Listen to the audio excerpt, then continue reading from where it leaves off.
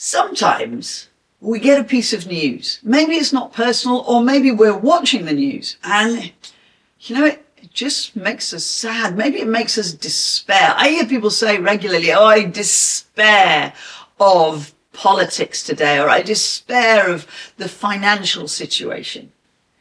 And sometimes we live in that despair and the world feels really bleak.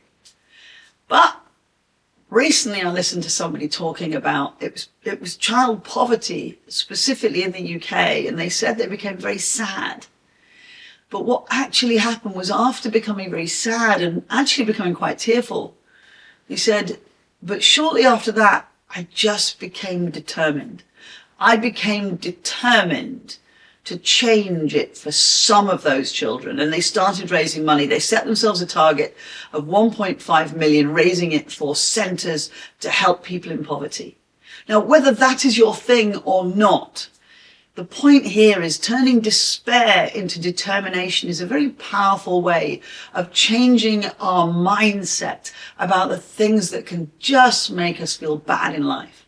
And that is to have a sense of purpose about doing something different, doing something about it. Even, we can't change everything. We can't change the entire world, but we could do one thing. We could do one thing a day that answered that.